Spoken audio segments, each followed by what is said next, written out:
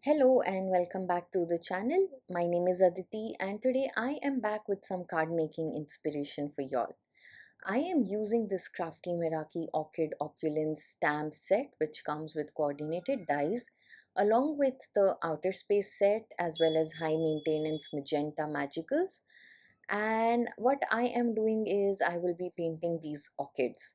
So I have already stamped and embossed the orchids with black embossing powder, and I have die cut these. And now on my palette I am mixing the high maintenance magenta as well as the Martian magenta, creating two shades of the purplish magenta, and then mixing the same two colors with a little bit of a UFO yellow to create a lighter shade. So with that I will then have four shades to work with, a lighter color for both the magentas and then a darker variant, just helping me with my watercoloring to bring in shading and variety as I go along coloring and painting these orchids. So this is something that I often enjoy doing. To me this is a very relaxing therapeutic process, and just to kind of unwind, mix my magicals and paint with them. So with those four shades ready, I am going to begin painting. So I have not used watercolor paper to stamp and die cut these elements. I am using the regular Nina Solar White 110 pound, and watercolors or pigment powders will work slightly differently than on a watercolor paper in this case. What will happen is the pigment stays more on the surface and does not get soaked into the fibers of the paper like in the case of watercolor, making it all flow and vein out. So I begin by just painting the centers, picking in the lighter color, and I then start adding more details to the flower. Now I'm using a round paintbrush here, the number 4 paintbrush, and how I like to do is start with the lighter color, fill in the center, and start creating these stroke like flicks from the base outwards. So with my paintbrush I am just creating these flicks, and then I go in with another shade, add more of these flicks, intensifying the color at places. So I already have a lighter tone down, and then I'm going in with the next color, and I repeat that same process with the darkest color, adding more flicks and depth and dimension to the center of the flower. Once I'm happy laying down all the colors, I'm just using a clean paintbrush and reactivating the colors and spreading them outwards towards the tip of the petal.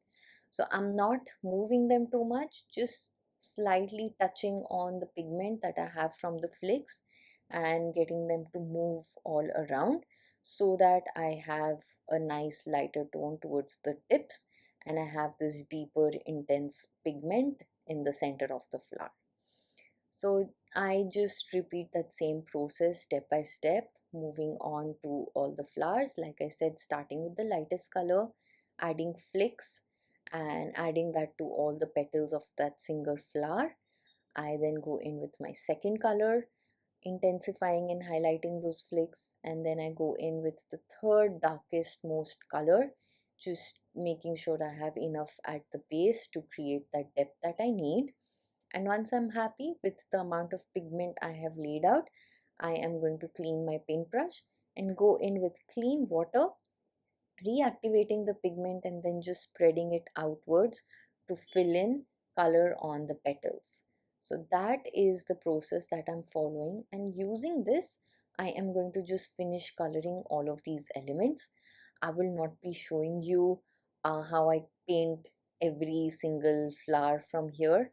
I just want you to get an idea of the process, so I'm showing this step by step, sorry, for 3 florals here, and with that you will definitely get an idea, and then I will move ahead into the process of completing this card.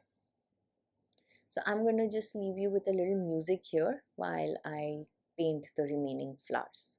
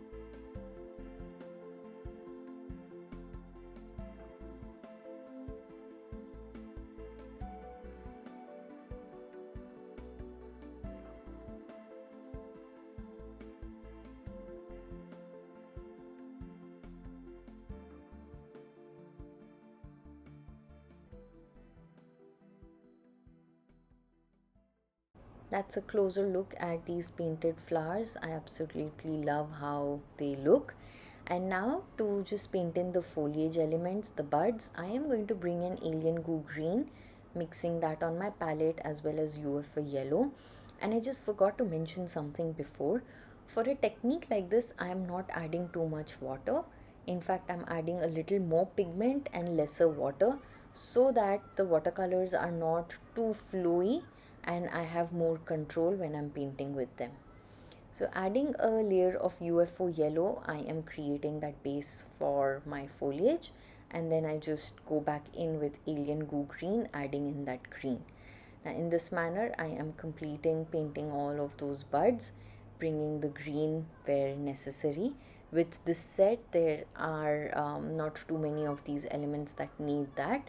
So wherever it is needed, I am just repeating that and creating a shade with the yellow and the green. So once that's done, I am happy with how it looks, and at places I'm just directly picking in pigment from my alien goo green and adding a little darker detail, and I can then move on to my background.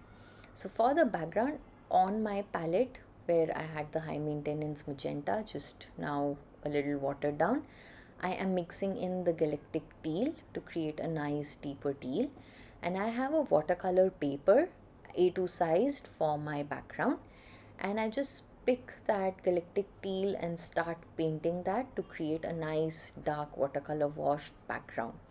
So I am using a thicker round paintbrush, but a flat paintbrush would work very well as well.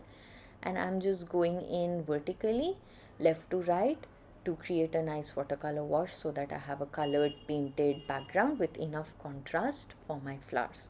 For added interest and texture, I am using this Woven Wonders stencil from Crafty Meraki with white texture paste and adding that all over my background. So with that, I have that bright teal, but that's toned down with this white textured pattern all over, and is adding that interest, texture and detail I need for my flowers to pop against this backdrop. So spreading that out nicely with my palette knife all across my panel.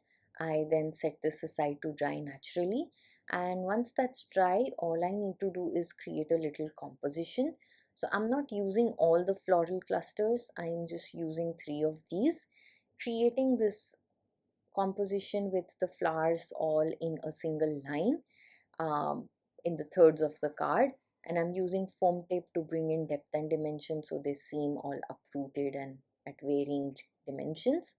Once that's done, I am going to use the fairy fluff shaker, mixing it with water and adding shimmer splatter all across my card, and as well as go in with some white acrylic ink to splatter that especially on the flowers to create a little mixed media style effect. I'm then using the sentiment from the same stamp set and using foam tape to add depth to it, just adhering that underneath, and with that my card is complete.